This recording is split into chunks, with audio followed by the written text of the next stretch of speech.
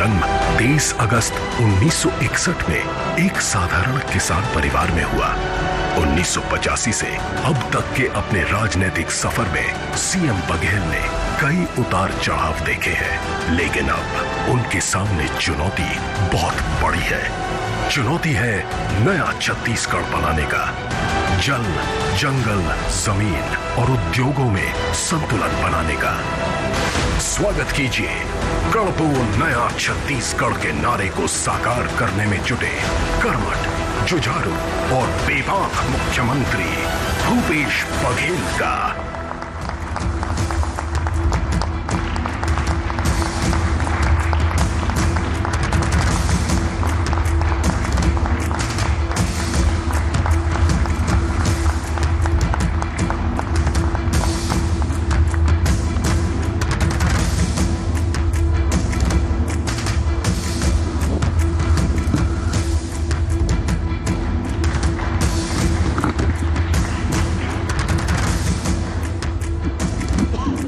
CM साहब, open mic Chhattisgarh में स्वागत है आपका।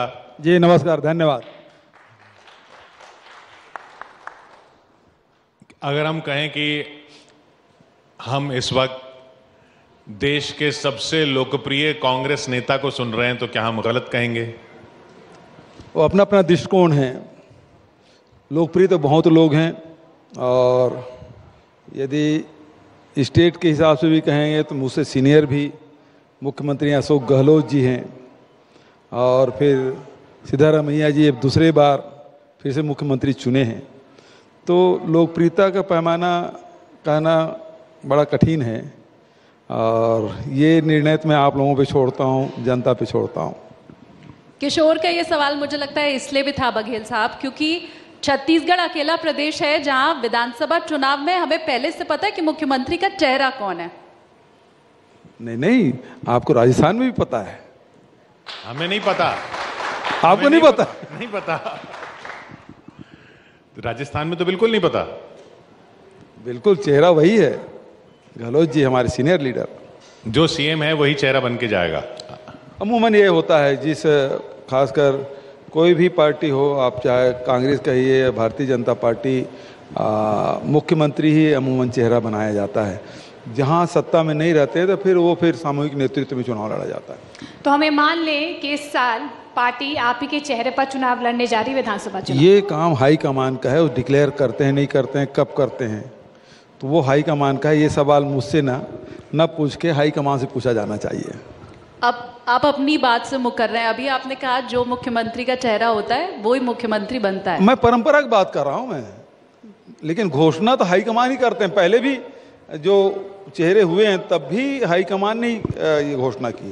एक आध बार देखिए कि कैप्टन अमरिंदर सिंह जब मुख्यमंत्री नहीं थे तब भी उसके चेहरे को सामने रख के चुनाव लड़ा गया था पंजाब में पिछले समय।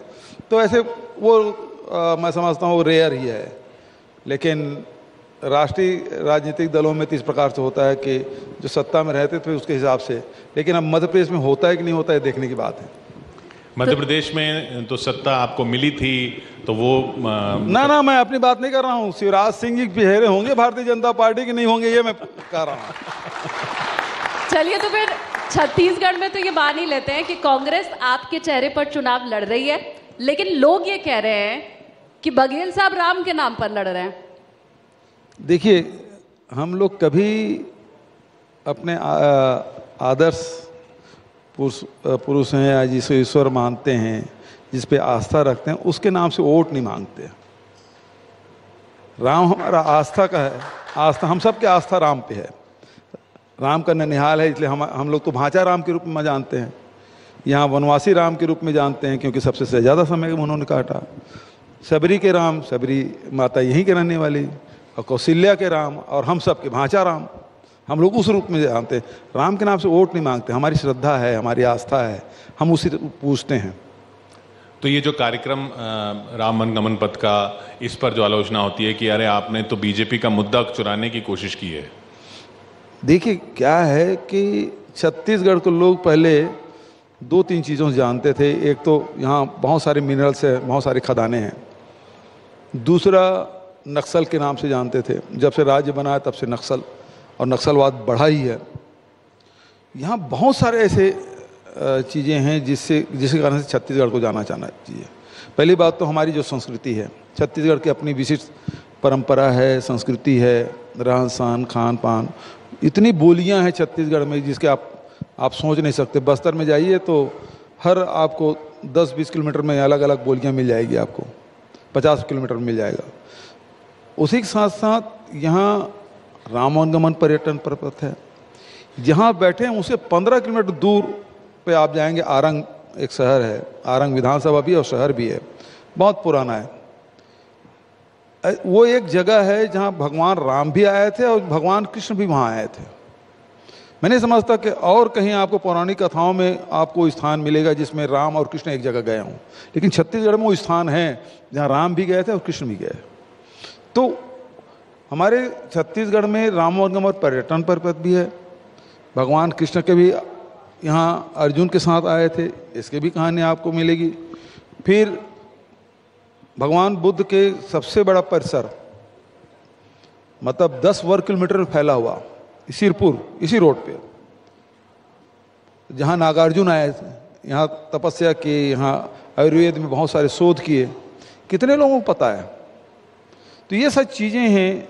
जैसे हमने इसीलिए इसको बढ़ाने के लिए आदिवासी नृत्य महोत्सव कराया राष्ट्रीय स्तर पे, और वो अंतर्राष्ट्रीय हो गए। 26 देश के लोग आ चुके हैं अभी तक के। 26 देश के जो आदिवासी कलाकार हैं वो आए और यहाँ प्रदर्शन किए। और वहीं पूरे देश में हमारा पहला राज्य है जहाँ रामायण महोत्सव हमने कराया रायगढ़ में अभी कुछ दिन पहले, 1, 2, 3 जून को। तो हमारी जो पहचान है केवल उन 2 कारणों से नहीं, पिछले सरकार ने कभी इन चीज़ों को बढ़ावा देने की कोशिश नहीं की। हम लोग उस हिसाब से अब छत्तीसगढ़ को दूसरे रूप से जानने लगे हैं लोग। तो ये हमारी उपलब्धि है कि छत्तीसगढ़ को सही रूप में पहचाना जाए, ये हमारी कोशिश।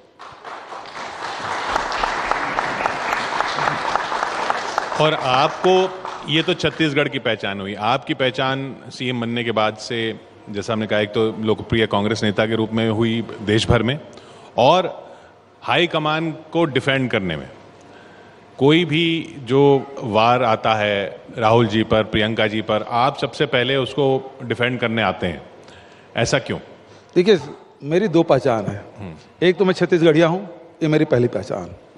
दूसरी पहचान, मैं कांग्रेस के कार्यकर्ता हूँ। मेरी 2 पहचान। ये अभी मुस्लिम लीग वाले बयान पर भी आपने डिफेंड किया, मुस्लिम लीग सेकुलर है। भाई, ये जो मुस्लिम लीग अभी केरल में दिखाई दे रहा है वो दूसरा है। वो जो पुराने वाले जो जिन्ना की जो मुस्लिम लीग है, उसके साथ तो श्यामा प्रसाद मुखर्जी जी गठबंधन करके बंगाल में सरकार बनाई थी। तो संबंध इनके है भाई, हमारे नहीं। लेकिन नाम में तो मुस्लिम है ना, नाम में ही जब धर्म के नाम में, तो सेकुलर कैसे? भाई ऐसा है, बहुत सारे संगठन हैं जिसके नाम से जुड़ा रहता है, तो इसके मतलब ये थोड़ी है कि वो सांप्रदायिक हो गया। तो उनके कार्य भी है, उनके आप एजेंडा देखेंगे, आप उनके मैनिफेस्टो देखेंगे, उससे पता चलेगा। आपका नाम कुछ रख दे माता पिता, तो आप क्या उसी प्रकार से हो जाएंगे? आपकी पहचान तो आपके कार्यों से होता है। एक तो नाम जिसे हम पुकारते हैं, दूसरा ये है जो आपके कार्य हैं उससे पहचान होती है। तो फिर बजरंग दल बैन क्यों? बजरंग दल, बजरंग बली के नाम से आप गुंडागर्दी नहीं कर सकते। बजरंग बली ने दिखा दिया अभी किसके साथ हैं। भारतीय जनता पार्टी के लोग खूब बजरंग बली का नारा लगाया, और रिजल्ट आया तो बजरंग बली सत्य के साथ हैं, धर्म के साथ हैं। और उन्होंने, कर्नाटक ने दिखा दिया कि बजरंग बली किसके साथ हैं। बजरंग दल आप रखे रहो, बजरंग बली के रास्ते में हम लोग चल रहे हैं। लेकिन बजरंग दल बैन होने वाला है क्या छत्तीसगढ़ में? ये तो देखिए, एक राज्य ने घोषणा की है और दूसरे राज्य के मुख्यमंत्री से सवाल पूछ रहे हैं आप। ये सवाल तो आपको कर्नाटक में पूछना था। आपने कहा ना आप कांग्रेस के कार्यकर्ता, हम कांग्रेस के कार्यकर्ता से। ठीक है ना, राष्ट्रीय स्तर पे जब चुनाव होते हैं तो अलग अलग राज्य के अलग अलग घोषणा पत्र हैं। राष्ट्रीय स्तर पे होगा तो उसके अलग घोषणा पत्र है। यदि छत्तीसगढ़ में होगा तो छत्तीसगढ़ के अपने घोषणा पत्र है। अब मैं, मतलब जिन राज्यों में धान उत्पादन नहीं होता और वहाँ मैं बोलूँगा हम धान खरीदेंगे तो बात थोड़ी बनेगी। लेकिन छत्तीसगढ़ में धान का उत्पादन होता है, तो धान खरीदी होती है। अब मैं बोलूँगा, मैं ये कहूँ छत्तीसगढ़ में हम सेब की कीमत को इतना करते हैं, तो यहाँ सेब का उत्पादन तो होता नहीं भाई, वो हिमाचल में होगा यार, या कश्मीर में होगा। लेकिन हमने ये सवाल इसलिए आपसे मुख्यमंत्री जी पूछा क्योंकि जब हमने ये पूछा कि क्या आप चेहरा होंगे 2023 का, तो आपने राजस्थान का एग्जाम्पल दिया। नहीं, वो आप कॉन्फिडेंट थे। दोनों सवाल अलग अलग हैं भाई, दोनों सवाल को क्लब मत करिए, और दोनों सवाल के उत्तर अलग अलग हैं। वैसे एक सवाल के बहुत सारे उत्तर हो सकते हैं, है ना, सवाल एक है लेकिन उत्तर बहुत सारे हो सकते हैं, लेकिन दो सवाल को क्लब मत करिए। अच्छा, फिर थोड़ा इसे घुमा के पूछ लेते हैं। मुस्लिम लीग को आपने कहा कि कार्य से पता चलता है कि आप सांप्रदायिक हैं। फिर एक चीज है, सुनिए, तो बजरंग दल की कार्य प्रणाली पे फिर बता दीजिए मैडम। एक चीज हाँ, ये केरल तक के सीमित है मुस्लिम लीग, वहाँ कांग्रेस के साथ गठबंधन है वहाँ स्थानीय तौर पे। बजरंग दल सब जगह है। बजरंग दल के बारे में ये है कि जितने छटे हुए लोग हैं वही लोग आते हैं, जब लड़ाई झगड़ा करना होता है तभी आते हैं, जब यहाँ किसी हमला करना है तब वो पहुँचते हैं, हिंसा करना है तब पहुँचते हैं। अरे बजरंग बली के से बड़ा कोई ध्यानी नहीं, बजरंग बली से बड़ा कोई ज्ञानी नहीं, बजरंग बली से बड़ा कोई भक्त नहीं, और उससे बड़ा कोई बलशाली नहीं। तो बजरंग बली वो हैं, और जिस नाम से आप रखे हो उनका कृत्य देखो ना, वहाँ ज्ञान है, न बल है, न ध्यान है, न भक्ति है, तो आप में समानता कहाँ है? ये बताइए, हम आपको थोड़ा सा पीछे ले चलते हैं यूथ कांग्रेस के दिनों में जी। तो यूथ कांग्रेस के समय आपने कुछ ऐसा सोचा था जो आपने सीएम बन के इम्प्लीमेंट किया? देखिए, ऐसा कि हम लोग तो कभी राजनीति में बेसिकली हम लोग किसान हैं, गांव में खेती करते थे, पढ़ लिख के गए, साइंस कॉलेज से निकले, खेती करने शुरू कर दिए। जो समय बचता था लोगों के हित में, गांव वालों के हित में, कभी किसी कार्यालय में कोई काम अटका है तो वहाँ चल देते थे, बात कर लेते थे। कभी खेतों में पानी नहीं पहुँच पा रहा था तो किसान आंदोलन कर लेते थे। फिर राजीव जी राजनीति में आगमन हुआ तो उससे प्रेरित हुए, हम लोग यूथ कांग्रेस में जुड़ गए, और इस प्रकार से सफ़र शुरू हुआ। कोई सोच के नहीं आए थे हम कि अब मुख्यमंत्री बनेंगे तब ये करेंगे। हम तो, हमारे परिवार में कोई विधायक नहीं था मेरे पहले, मैं पहला विधायक हूँ। तो ये जरूर सोचते थे कि जब स्कूल में हम लोग पढ़ते थे, 15 अगस्त 26 जनवरी के जो क्षेत्र के विधायक आते थे, लंबी लंबी भाषण देते थे, हम लोग ऊब जाते थे। तो मैं कोशिश ये करता हूँ कि लंबी भाषण ना हो ताकि पब्लिक ना उबे। दूसरी बात यह है कि जो सुविधाएं, मैं सोचता था कि जो सुविधाएं शहर में हैं वो सुविधाएं गांव में क्यों नहीं हैं? सरकार तो वही है, हम लोग भी मतदाता हैं, हम लोग भी वोट देते हैं, तो वो सुविधा हमको गांव में मिलना चाहिए, वो संपन्नता हमारे गांव होना चाहिए। ये जरूर सोचता था मैं। जब हम शहर में आते थे तो स्ट्रीट लाइट भी, सड़कें भी, बड़ी बड़ी बिल्डिंगें भी, ये सब दिखते थे। गांव में वो सब चीज़ों का अभाव होता था। तो ये बात मन में रहता था कि ये अंतर नहीं होना चाहिए, गांव में भी सारी सुविधाएं होनी चाहिए। तो कोशिश हमारी ये है कि इन 4.5 सालों में कि गांव के लोगों को संपन्न बनाने का काम हमने किया, चाहे किसान हो, मजदूर हो, चाहे लघु उपज के संग्रहण करने वाले हो, संपन्नता तो गांव में आई है। तब यूथ कांग्रेस में तब भी 2 गुट थे। देखो, जिस नेता के साथ जुड़ गए तो उसके गुट का कहलाया। कोई भाई, मेरे हर नेता से संबंध नहीं हो सकते देश में। आज मैं मुख्यमंत्री हूं, लेकिन क्या सभी देश के सभी नेताओं से मेरे संबंध अच्छे हैं या सभी से खराब हैं? ऐसे नहीं। मैं किसी नेता से जुड़ गया तो समझ ले फिर मैं उसके गुट का हो गया, ये है। लेकिन गुटबाजी एक्चुअल में नहीं है। यहाँ पे सरकार में तो है लोग, भाई कोई कार्यकर्ता किसी नेता से जुड़ गया, अब मान लो सुकमा कोंटा का आदमी कोई बलरामपुर के नेता से संपर्क में तो आएगा नहीं, वो उसी से होगा, प्रदेश स्तर के नेता उससे जुड़ जाएंगे। तो उसी प्रकार से था। मध्य प्रदेश में हम लोग थे तो दिग्विजय सिंह जी भी थे, माधवराव सिंधिया भी थे, अर्जुन सिंह जी थे, और हमारा कमलनाथ जी, और हमारे श्रीनिवास तिवारी जी, बड़े बड़े नेता थे, लेकिन हम लोगों के पास जो संपर्क, जिसके संपर्क में हम लोग आ गए, जिसके वक्तव्य हम लोगों को अच्छे लगते थे, हम उनके साथ जुड़ गए, तो वो समझ लीजिए फिर उसका गुट हो गया। ऐसा कुछ नहीं है। पब्लिक में कोई मिसकम्युनिकेशन नहीं होता इससे? जब आप वो यदि सौहार्दपूर्ण वातावरण रहे तब तो कोई बात नहीं, यदि प्रतिद्वंदता आ गई और कटुता आ जाए तब फिर वो नुकसानदायक हो जाता है। क्षेत्रीय स्तर पर 2 गुट दिखाई देते हैं, राष्ट्रीय स्तर पर 2 चेहरे दिखाई देते हैं, राहुल गांधी, प्रियंका गांधी, दोनों में से कौन? क्या चीज? आप अभी तो हमारे खड़गे जी नेता है, खड़गे जी हमारे राष्ट्रीय अध्यक्ष हैं। तो नहीं, चुनाव किसके नाम पर लड़ा जाएगा अगला, लोकसभा वाला? वो तो पार्टी तय करेगी। आप क्योंकि दोनों के करीब माने जाते हैं, राहुल के भी और प्रियंका के भी। देखिए एक चीज है, जब राहुल जी इस्तीफा दिए थे राष्ट्रीय अध्यक्ष पद से, तब भी मुझे अनेक चैनलों में, अनेक मीडिया हाउस के द्वारा बहुत सारे कार्यक्रम किए गए और मुझे सवाल पूछा गया। उस समय भी मेरा जवाब वही था और आज भी जवाब मेरा वही है कि यदि व्यक्तिगत तौर पे भूपेश बघेल से पूछा जाए तो मैं यही कहूँगा कि राहुल गांधी को ही चेहरा बना के चुनाव लड़ा जाना चाहिए। लेकिन सीएम साहब, फिर राहुल गांधी यात्रा लेकर छत्तीसगढ़ क्यों नहीं आते? रास्ते में नहीं पड़ा इस कहाँ से, अब छत्तीसगढ़ खिसका नहीं सकते थे हम लोग। आपने कभी कहा, आमंत्रित किया कि आप? और राष्ट्रीय स्तर पे जितने बार राहुल गांधी जी छत्तीसगढ़ आए हैं उतना कोई नेता नहीं आया है हमारे कांग्रेस में। अब जो ये दूसरा लेग बन रहा है रास्ता का, यात्रा का, इसमें आप कोशिश करेंगे यहाँ से निकले? मैं सुन रहा हूँ आप ही लोगों के मुंह से कि दूसरी यात्रा भी निकालने वाले हैं, मुझे जानकारी नहीं है। यदि बनता है तो फिर निश्चित रूप से बीच में ही आएगा। हमने तो आप ही लोगों से सुना, मतलब कांग्रेस के लोगों से सुना। आप दिल्ली से आए ना? हाँ, मैं दिल्ली बहुत दिन हो गए नहीं गया हूँ। ओहो। अच्छा, दिल्ली की आपने बात की, वो वहां पे फ्री बिजली देते हैं दिल्ली वाले, दिल्ली की सरकार वाले, तो आप कहते हो ये फ्री भी है और ये ऐसा नहीं होना चाहिए, वैसे नहीं होना चाहिए, लेकिन आप भी तो यहाँ पे दे रहे हो, बेरोजगारी भत्ता दे रहे हो, ये सब दे रहे हो, तो उनकी पॉलिटिक्स गलत और आपकी सही क्यों?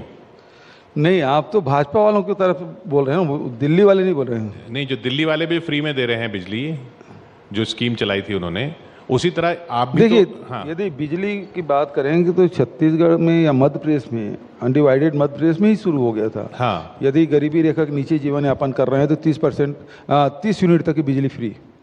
ये तो गरीबी रेखा नीचे वालों को पहले से मिलता था जब मध्य प्रदेश में थे तब। उसी समय आप देखेंगे कि जो 5 हाउस पावर और 3 हाउस पावर तक के बिजली बिल में छूट दिया गया था ताकि किसानों को सुविधा हो सके, किसान बढ़ सके, क्योंकि सिंचाई का रकबा, सिंचित रकबा छत्तीसगढ़ या मध्य प्रदेश में कम ही था, तो इसलिए उनको सुविधाएं दी गई। तो वो ये कोई केजरीवाल ने शुरू नहीं किया है, बहुत पहले से अर्जुन सिंह जी के समय से, फिर दिग्विजय सिंह, मोतीलाल वोरा, दिग्विजय सिंह, सबके समय से चला आ रहा है। ये बताइए, क्योंकि वो अपने दिल्ली मॉडल की बात करते हैं, एक गुजरात मॉडल चल ही रहा है, आप छत्तीसगढ़ मॉडल बोलते हैं, अब ये छत्तीसगढ़ मॉडल है क्या? देखिए, जो गुजरात का मॉडल मैंने देखा 9-10 सालों में, उसमें ये हुआ है कि लोग, जो उसकी स्थिति थी उसमें उसकी स्थिति और कमज़ोर होती गई। कुछ लोग हैं वो बड़े मजबूत होते गए। और गुजरात मॉडल ये है कि आम जनता के जेब से पैसा निकाल के कुछ चंद लोगों के जेब में डाल दिया जाए, ये गुजरात मॉडल। छत्तीसगढ़ मॉडल ये है कि छत्तीसगढ़ के खजाने के पैसा है वो छत्तीसगढ़ के लोगों का है, और इसलिए खजाने का पैसा किसानों को, मजदूरों को, युवाओं को, महिलाओं को, वंचित वर्ग के लोगों को हम दे रहे हैं। तो यहाँ आम जनता है वो मजबूत हुआ है। उसका उदाहरण मैं दूंगा कि पूरे देश में कोरोना काल में मंदी का असर था। आप खुद अनुभव करें, मीडिया हाउस से जुड़े हुए हैं, मीडिया हाउस की हालत ख़राब थी, बहुत सारी छटनी भी किए, बहुत सारे लोगों की सैलरी में कटौती की गई, सांसदों के सैलरी में कटौती की, MP लेड में कटौती बंद कर दिया गया। लेकिन छत्तीसगढ़ में ना हम छत्तीसगढ़ विधायकों की सैलरी कम किए, न कर्मचारियों की सैलरी कम किए, बल्कि उस समय ज़रूरतमंद लोग, हमारे किसान हैं, उसको राजीव गांधी किसान योजना का पहला किस्त 1500 करोड़ रुपये किसानों के खाते में डाला, और उस समय मनरेगा शुरू किया। बहुत लोग हाई कोर्ट पहुँचे, भाई इसको रुकना चाहिए मनरेगा में, और 26 लाख लोगों को मनरेगा के माध्यम से गरीब लोगों को लाभ पहुंचाने का काम किया। तीसरी बात मैं और बताना चाहूँगा कि छत्तीसगढ़ वनाच्छादित है, और लघु वनोपज खरीदी का समय वही रहता है। मार्च अप्रैल में आप देखेंगे तेंदुपत्ता संग्रहण करते हैं, इमली का है, महुआ का, आम का भी सीजन रहता है, तो इसको संग्रहण करते हैं। उस समय लॉकडाउन में कोई खरीदी नहीं हो रही थी, सरकार ने उसका समर्थन मूल्य बढ़ा के खरीदी किया, मतलब हर वर्ग के लोगों के जेब में पैसा पहुंचाने का काम किया। एक तरफ लोग डरे हुए थे, समय हुए थे, तो सबकी चिंता ये थी कि हमारा परिवार कैसे चलेगा। और उस समय छत्तीसगढ़ सरकार ने 3 महीने का राशन एक साथ पहुंचाने का सबसे पहला निर्णय हमारा है, छत्तीसगढ़ का। राशन भी पहुंचाया और लोगों की जेब में पैसा भी पहुंचाया, तो आर्थिक रूप से कम से कम निश्चिंत रहे छत्तीसगढ़ के लोग। ये काम हमने किया। तो हम मान लें कि छत्तीसगढ़ का जो मॉडल है वो हिट है, क्योंकि आपके देखरेख में हिमाचल प्रदेश के चुनाव भी हाल ही में कांग्रेस जीती है। लेकिन जो 2500 रुपये आपने युवाओं को जो बेरोजगार भत्ता शुरू किया है, आप समझते हैं कि गेम चेंजर साबित होगा वो आगे आने वाले चुनाव? नहीं, देखिए, मैं जब ये बेरोजगारी भत्ता बांटा उस समय भी मेरा बयान पढ़ लीजिएगा, मैं बेरोजगारी भत्ता दे के खुश नहीं हूँ। मैंने ये कहा मुझे खुशी तब होगी जब उस व्यक्ति, उस नौजवान के हाथ में रोजगार होगा, उसके हाथ में रोजगार होना चाहिए। और उसके लिए मतलब केवल बेरोजगारी भत्ता दे दिए और हमारे दायित्व खत्म हो गया, ऐसा नहीं है। उसके बाद उसे ट्रेनिंग का प्रोग्राम शुरू होता है, और उसके साथ साथ अभी मैं गया था कोंडागांव जिला, वहाँ 500-550 बच्चों को रोजगार का सर्टिफिकेट दिया। इधर बेरोजगारी भत्ता भी दे रहे हैं, इधर ट्रेनिंग भी कर रहे हैं, उसको रोजगार भी उपलब्ध करा रहे हैं। सर, शराबबंदी को लेकर ये शिद्दत सरकार की? बिल्कुल सही बात है, शराब क्या, नशाबंदी होना चाहिए। तो इस सपने को कब पूरा करेंगे? तो आपके एजेंडे में भी था। बहुत सही बात है, 2 साल तो मेरे कोरोना में बीत गए। इस बीच में मैंने वही सोचा, देखा कोरोना काल एक ऐसा काल था जिसमें पूरे देश में लॉकडाउन था।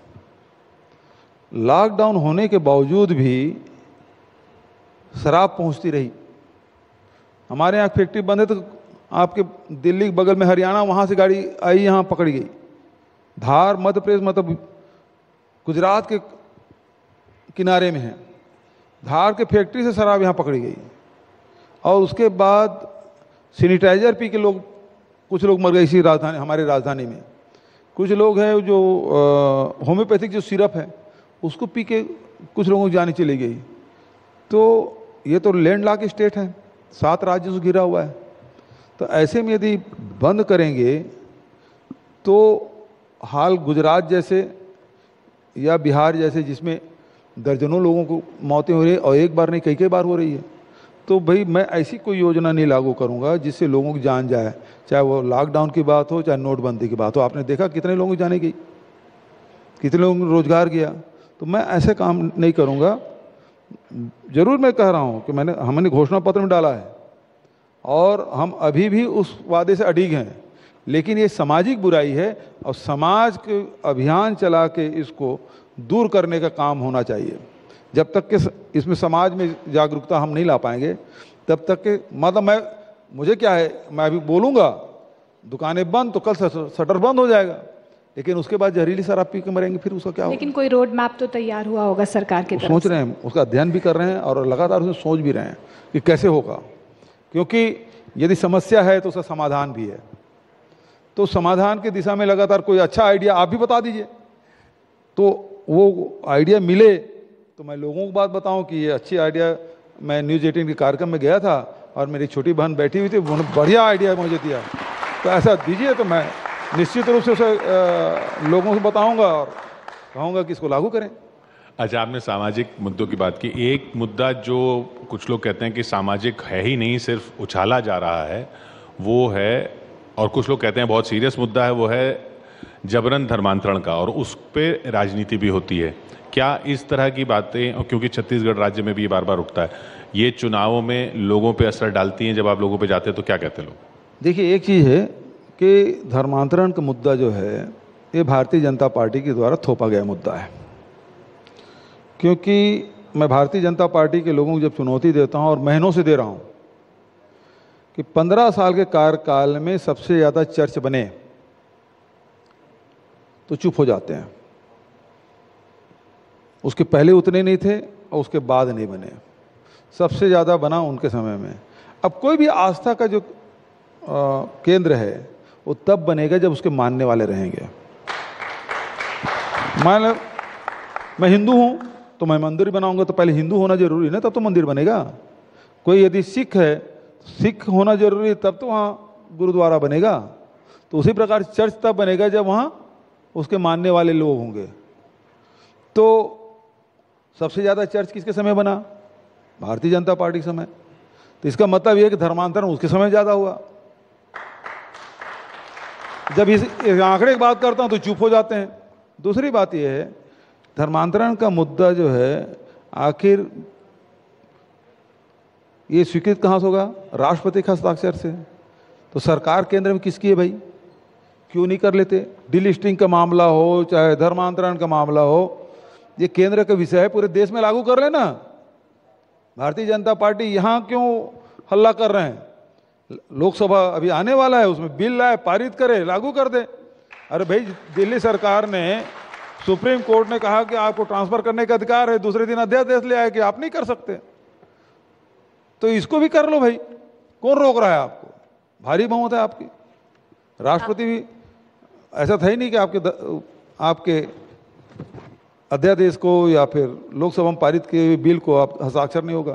तो ये केवल राजनीतिक, छत्तीसगढ़ में इनके पास कोई मुद्दा है ही नहीं एक्चुअल में। न किसान उनके साथ है, न मजदूर उनके साथ है, न महिला उनके साथ है, न युवा उनके साथ है, न आदिवासी उनके साथ है, न अनुसूचित जाति के लोग हैं। वो गाय के नाम से वोट मांगते थे, वो भी छूट गया। राम के नाम से वोट मांगते थे, वो भी छूट गया, क्योंकि 15 साल सरकार में रहे, राम वनगमन परिपथ में एक ईंट भी नहीं रखा। हम तो लगातार मना रहे हैं, तो सब कुछ छूट गया। तब एक बच गया, धर्मांतरण और सांप्रदायिकता। वो लव जिहाद वाला मामला आया था। मैं बोला भाई, गरीब लोगों के बीच में यदि हो जाए प्रेम तो वो जिहाद हो गया, और इनके घर के बच्चे करते हैं तो क्या होता है? फिर लव हो जाता है। आंदोलन क्या गरीब परिवार के, मतलब गरीब लोग ही इनके राजनीतिक हथियार हैं, और इसके घर के बच्चे करते हैं, उसमें आंदोलन क्यों नहीं करते? भारतीय जनता पार्टी बड़े नेता की बेटी, शादीशुदा बेटी दूसरे घर में बैठी हुई है, एक मुसलमान के घर में, उसमें आंदोलन क्यों नहीं कर रहे हैं भाई? उसमें चुप हो जाते हैं। जितने बड़े नेता देखो, दिल्ली में कोई मंत्री बना है, कोई सांसद बना है, कोई विधायक बना है, तो वहां क्यों आंदोलन नहीं करते? आम जनता को बता रहे हैं कि आप नहीं कर सकते, इनको अधिकार है लव जिहाद करने का, ये करेंगे। जितने बड़े नेता भारतीय जनता पार्टी देखो लाइन से, मैं नाम किसी का नहीं ले रहा हूं, सब बड़े नेताओं के दामाद आपको मिल जाएंगे। उसमें आंदोलन देश भर में क्यों नहीं होता? मेरा सवाल ये है। तो हम तो महात्मा गांधी के मानने वाले हैं, करने से पहले, बोलने से पहले करने हैं, काम करके बताओ। जैसे गांधी जी कहते हैं ना, मेरा जीवन ही मेरा संदेश है। तो हम लोग उस प्रकार से नहीं है, मतलब पर उपदेश कुशल बहुत रहे, आपके लिए दूसरे और मेरे लिए दूसरा। अभी कानून देख लीजिए, टेनी मिश्रा के लिए अलग, आम जनता के लिए अलग, वो क्या भूषण है, एक ब्रिजभूषण के लिए अलग और पहलवानों के लिए अलग। तो ये नहीं चलना चाहिए। आप सत्ता में हैं, शासन में हैं, तो आप जो अपेक्षा आप दूसरों से करते हैं वो आपको व्यवहार वैसे ही होना चाहिए। आप कह रहे हैं कि छत्तीसगढ़ में बीजेपी के पास कोई मुद्दा नहीं है। जी हाँ। क्या यही वजह है कि आप ये भी कहते हैं कि ईडी की कार्रवाई इसीलिए हो रही है? वो ईडी के अधिकारी ये बोलते हैं कि हमारे भरोसे कैसे चुनाव लड़ लेंगे भाई, वो तो बूथ में नहीं जाएगा वोट दिलवाने, वो कार्रवाई कर सकते हैं, जबरिया जेल में ठूस सकते हैं, भेज सकते हैं, गिरफ्तार कर सकते हैं, छापा डाल सकते हैं, बदनाम कर सकते हैं। लेकिन बूथ में तो भारतीय जनता पार्टी के लोगों को जाना पड़ेगा ना, मतदाता के पास उसी को जाना पड़ेगा, ईडी वाले नहीं जाएंगे। ईडी के भरोसे चुनाव नहीं लड़ सकते। आपने परिवार की बात की, आप यहाँ और कांग्रेस पे इल्जाम लगता है कि कांग्रेस में राजनीति जो है वो परिवारों के सहारे चलती है। आपका परिवार भी आगे राजनीति में आएगा या नहीं? आप यहाँ फुल स्टॉप करेंगे? देखिए, कांग्रेस में केवल गांधी परिवार पर ही परिवारवाद का आरोप लगाते हैं लोग। बजत राजनाथ सिंह की बेटा विधायक है, वसुंधरा राजे बेटा भी राजनीति में है। परिवारवादी ज्योतिरादित्य सिंधिया जी का आप ले आए ना, और एक को मंत्री बना दिए उत्तर प्रदेश में हमारी पार्टी से ले जाके। कितने ऐसे लोग हैं इसी छत्तीसगढ़ में। रमन सिंह का बेटा सांसद बना था कि नहीं बना था? बलीराम कश्यप का बेटा, दो बेटा, एक सांसद बना, एक मंत्री बना। छत्तीसगढ़ में अनेक उदाहरण दे सकता हूं। तो ये परिवारवाद का केवल आरोप लगाते हैं, वो केवल इनकी तकलीफ गांधी परिवार से, इनको तकलीफ गांधी शब्द से है, चाहे वो महात्मा गांधी हो, चाहे इंदिरा जी हो, चाहे राजीव जी हो, चाहे राहुल जी हो, चाहे प्रियंका जी हो, तकलीफ उनसे ही से है। क्या तकलीफ? और जहां तक मेरी बात है तो मैंने तो भाई ऐसा है कि मेरे बच्चों को मैंने पढ़ा लिखा दिया, मैं किसान हूं तो मेरे बेटे को मैंने खेती किसानी सिखा दिया है, उसकी शादी कर दी, अब वो स्वतंत्र हैं कि वो राजनीति में आए कि ना आए वो जाने, उसका काम जाने। मैंने तो उसको पालक के हैसियत से, पिता के हैसियत से मैंने उसको पढ़ने लिखने के लिए पूरा अवसर दे दिया। अपने जो पारंपरिक जो धंधा है खेती, उसको मैंने सिखा दिया। स्कूल के समय भेज दिया था खेत। मेरा एक ही लड़का है, 3 लड़कियां हैं और सब अपने अपने जगह स्टेब्लिश हैं। उसके बाद आगे क्या करना है अपने जीवन के बारे में उनको निर्णय लेने का हक है। होना चाहिए कि नहीं होना चाहिए? कि केवल राजनीतिज्ञ है इसलिए उसके बच्चों को अपने बारे में फैसला लेने का अधिकार नहीं, ये तो गलत है ना। वो ले सक्षम है। अच्छा, सुना है आप, और आप हमेशा कहते हैं कि मुझसे ये पूछ लिया करो कि गाना कौन सा पसंद है, गाने के लिए ना कहा करो, तो आजकल कौन सा गाना पसंद आ रहा है आपको? आजकल तो बढ़िया भजन सुने हम लोग रामायण महोत्सव में।